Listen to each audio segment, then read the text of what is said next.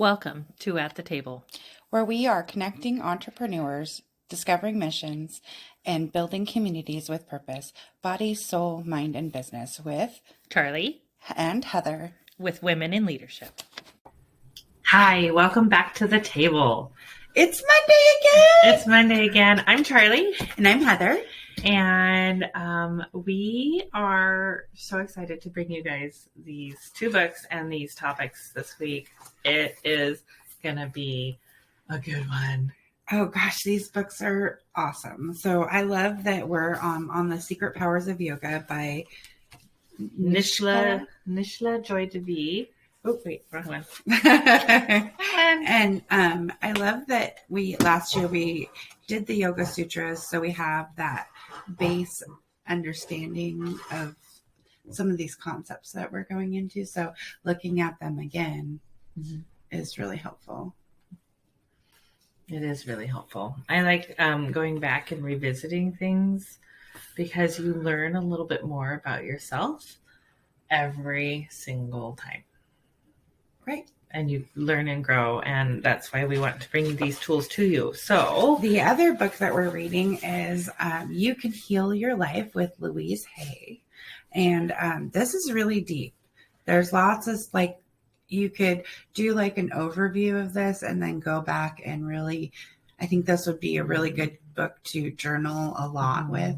I know that I've spent some time journaling because of this book, right?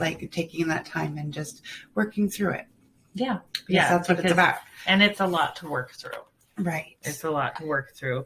So it's the doing piece, right? So we can talk about these things, but if we don't do something in action, we don't solidify that into our lives. So taking the time to make sure that you're doing a piece. So part of that doing is talking about it. So Charlie's going to get us started with The Secret Power of Yoga. We're on chapter 3 this week.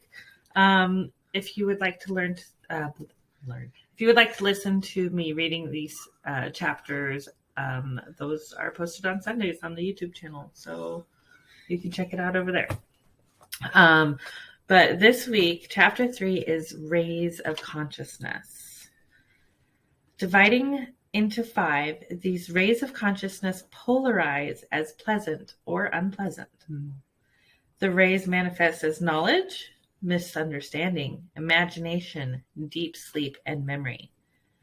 Knowledge embraces personal experience, inference, and insights from the wise. Misunderstanding comes when perception is unclear or tinted. Imagination is kindled by hearing words, seeing images, or experiencing feelings. Deep sleep allows us to withdraw from conscious awareness. Memory is when a previous experience returns to conscious awareness. I feel like this is the rainbow of consciousness, right? So from the beginning to the end, all the colors of consciousness. Yes. So it's because it's we're really conscious, and then we have knowledge and information floating around, and then perception. It's really neat. Yeah, this chapter really talks a lot about how knowledge embraces personal experience, inference, and insights from the wise, because our knowledge comes from not only reading books, going to school, education, but it also comes from life experience, from things passed down to us through the generations. Knowledge comes to us through wise insights from other people or other authors, books, any way that we gain information that can be transferred into knowledge in our own minds. But each of us has our own knowledge because we have our own experience. We each have our own knowledge. How cool is that? It's pretty rad. Oh, that's a cool one. That's a Charlie one-liner right there. We each have our own knowledge. Where's the pencil? Yeah, I'm going to write that down. And then we talk about misunderstandings comes when perception is unclear or tinted. And to me, this reminded me of one of our 4 agreements, which is be impeccable with your word so that you don't get these misunderstandings, sadness, and drama, right? Right. You're clear with how you're communicating. It's part of the practice of it. Right. And we've talked a lot about that. And you ask questions so that you get the clear communication, because that clear communication is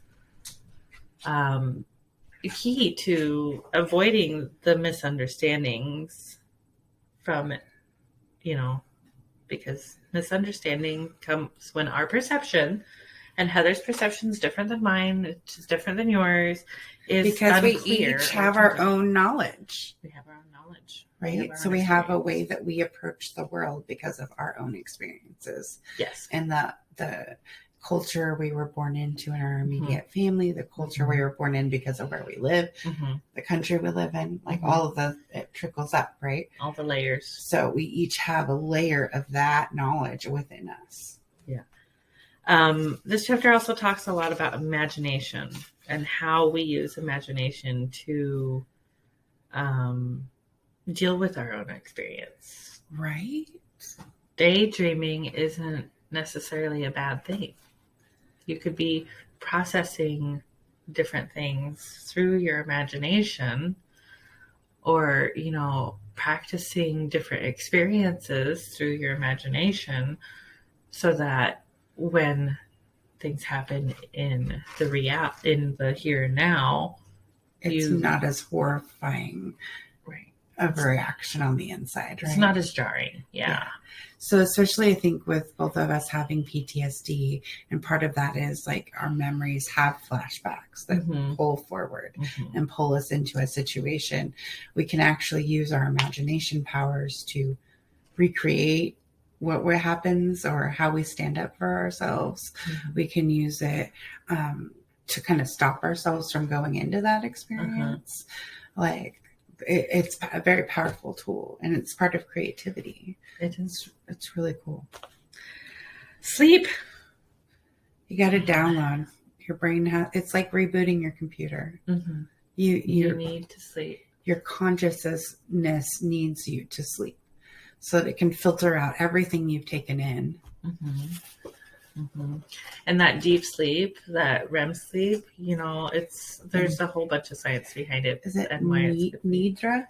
Nidra is sleep. Nidra. So yeah, and then memory, recalling our memory when a previous experience is returned to conscious awareness. Again, with PTSD, as an example, it's our memory triggers, right, us to a previous experience, and how are we going to be consciously aware of that so that we can take the steps to move forward in the next step. Yes. And the one thing that really stuck out to me was identifying interference is often we experience knowledge from a deep place that carries no apparent reason. And this is what we honor as our intuition. Read that again. We often we experience knowledge from a deep place that carries no apparent reasoning. We honor this as our intuition. So we may not be able to consciously understand why we feel the way we do, but that's our intuition, our gut feeling leading us in the right direction because of our experiences of people around us, the things that we've absorbed. And I want to remind you to honor your intuition. Honor. Yes. Honor your intuition. That's your inner knowing, because you're learning to listen to yourself again. Yes. You're learning to trust yourself again, right? Because we are taught not to trust ourselves. So true. There's a reason you have those gut feelings, good, bad, indifferent. And Yeah. it's really cool to be like, I'm having this feeling, I wonder, and then when you trust it and then you see the outcome, you're going to enjoy that experience. Exactly. Right. It's a really cool experience. It is When a you really really cool notice experience. it and then you trust it, and then it's like, wow, I'm so glad I honored myself and I listened. Like, it's really a really cool experience. All right, now we're going to go over here To the land of you can heal your life, guys. This is pretty heavy, and I, like Heather said, I do encourage you guys to journal with some of this stuff. So, and then if anything's super triggering in here, I encourage you to reach out. If you need immediate help, there's 988. That's a free hotline you can call if you're having emotional issues, not like 911, but for your emotions and mental health. And then also we have ladies in our circle that do this kind of work on a deep level with you. So if you need someone to help you with that, we got you. So just, reach out. reach out. We're here for you. So in chapter 3 of You Can Heal Your Life, where does it come from? The past has no power over me.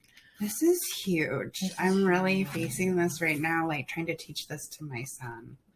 Right here. This chapter is like our week this week. Seriously. Yeah. Yeah. Right here at the very beginning of this chapter, it says, all right, we have gone through a lot of stuff and we have sifted through what we thought the problem was. Now we have come up with what I believe is the real problem. We feel we are not good enough, and there is a lack of self-love. Right there at the beginning. Oh man, I feel that. Right? So Definitely. many of us feel like we're not good enough, and that our self-love. And this is about us inside. This isn't about what people are telling us on the outside. This is about how we feel about ourselves. Yes. In here. That quiet that you don't share with anyone. Are you telling yourself you're enough already? Are you loving yourself? That's huge. Be real and honorable to yourself and be honest. Are you? Because you can't fix it if you don't honor it. If you're not aware of it. Big time. Right. First step is awareness. Second step is honoring where you're at. Okay. And that means take assessment. Just take assessment. Be like, this is where right? I am right now. Mental house real. cleaning. This is the how you're going to do that, right? So mental house cleaning. So it's like cleaning a room, right? She compares it to cleaning a room. You start with the stuff that's obvious. Yeah. Right? You start with the stuff that's obvious. I need to stop saying, one of the things I did was I stopped saying, I'm dying every time I was laughing as a response. Like, I'm laughing really hard. I was just trying to explain it. But those words, like saying that to myself over and over and over and over again, what was that doing to me? Right. So these are some obvious, like, really. Words are powerful. Yes. And she gives a few examples here of what the limiting belief might be, such as I'm not good enough. And where it came from might have been a father who repeatedly told him he was stupid. He said he wanted to be a success to his daddy, so his daddy would be proud of him. So he could be riddled, but he was riddled with guilt, which created resentment, and all he could produce was one failure after another. Daddy kept financing businesses for him, and one after another they failed. He used failure to get even. He made his daddy pay and pay and pay. Of course, he was the biggest loser. Right?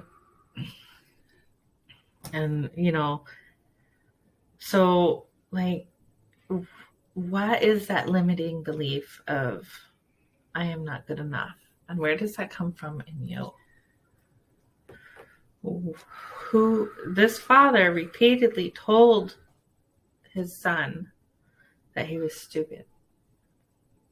And that son, because it's his dad, right? You want to love and trust your dad. You love and trust your parents. So you believe what they say. You take it on as your identity, those words. So even though you can continue to love and respect your parents, you don't have to take that on anymore. Right. That's huge. Realizing that you don't have to wear that anymore.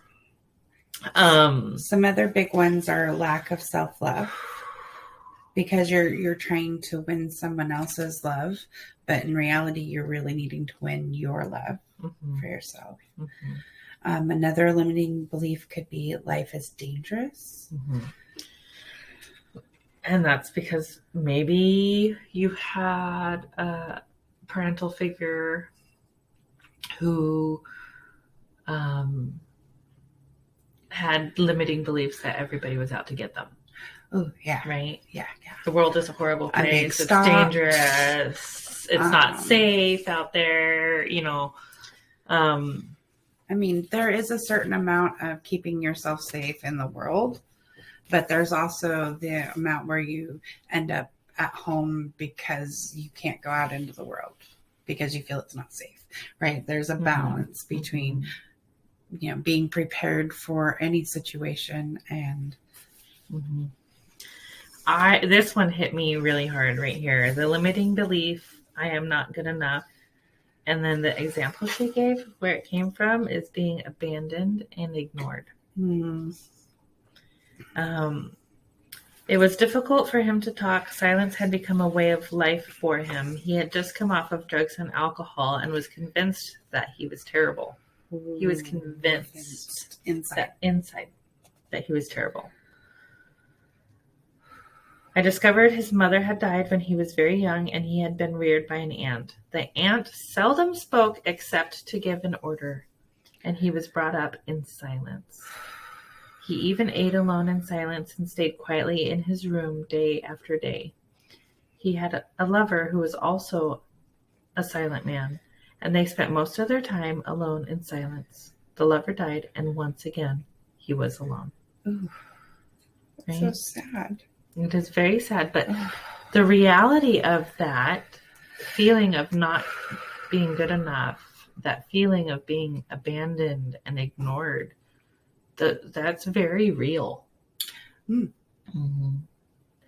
That can happen. They don't want to spend time with me. They don't want to talk to me because I'm not good enough. Right? And your voice has no power. Brought up in silence. And then, of course, this particular person turned to drugs and alcohol because he thought he was terrible, and that's what he thought terrible people do. Oh, right. Well, then also, I think when you're feeling that low, you're looking for something to escape that feeling. Yeah, that too. Because you don't know how to process it. And so it seems so big that you could never process it. So you try to hide in something. It's also very real, right? Right. So the exercise is to notice when you're getting these negative messages and make a list, right? Start with a list. And this is a lot. A lot of emotions are going to come up when you make this list of negative things people have said to you, and maybe even who said them. She says about a half hour usually works well. You can even take that into smaller chunks. What did they say about money? What did they say about your body? What did they say about love and relationships? What did they say about your creative talents? What were the limiting or negative things they said to you? If you can, just look objectively at these items and say to yourself, so that's where that belief came from. Okay? And once you realize where that belief came from, you can change it. You can decide, do you want this belief or you don't? That's what we learned with the 4 agreements. Yeah. That's pretty amazing. It's pretty amazing. All right. Charlie goes into the whole chapter reading it, but you're going to see yourself as a child. And then are you blaming your family for the way you're living? It's just really in depth. So this is a lot of work. Are you blaming other people for what you are experiencing in your life? Are you putting those negative self-images on to somebody else? Yes. Right. And taking that power back, and noticing those things, right? So also understanding that the people who said those things to you, who set those limiting beliefs in you, that was their smoky mirror, not yours. Right? They said those things because of something that was going on in them. They're saying them to themselves. Yeah. They're not actually talking to you in that moment when they're saying those things. That's how they talk to themselves. Mm-hmm. I don't like to talk to myself that way. Right. I don't know about you, but I'm excited that I've changed that. Your mindset has shifted. Big time. And it's really cool when it shifts, like even in your dreams. I'll find myself using a bracelet in my dream to like reset whatever it is I'm thinking about in my dream. I'm like, cool, I'm using my tools in my dream even. Like, this is awesome. Cool. Yeah. So let's go ahead and end with did we want to do this one and that one? I don't really think there is one this week. We're looking real quick here. We're double checking something. I don't want to miss it. You were correct. Yeah. There is not. So we're going to end with the poem. It's presented like a poem. A stanza. Okay. From Louise Hay. You can heal your life. Deep breaths, feet on the ground. If you're driving, do not close your eyes. Thank you for being safe. In the infinity of life where I am, all is perfect, whole, and complete. The past has no power over me because I am willing to learn and change. I see the past as necessary to bring me where I am today. I am willing to begin where I am right now, to clean the rooms of my mental house. I know it does not matter where I start. So I now begin with the smallest and the easiest rooms, and in that way I will see results quickly. I am thrilled to be in the middle of this adventure, for I know I will never go through this particular experience again. I am willing to set myself free. All is well in my world. This is when I hope you guys start off your week with some self-love, self-care, and awareness. You got this. Go out there, be awesome, because you already are. Stay tuned for our cause of the quarter. And we'll see you next time. Namaste. Mwah. And now networking. We help these young women transition from high school into college. And ours is a unique program because we are helping them each year of college till they get that bachelor's degree or go into their chosen career. And so that mentorship goes on through college and actually after college, because what we have two phases in our program. And that first one is getting them through high school to college to their career. And once they're in their career, they're a now member forever with a free membership.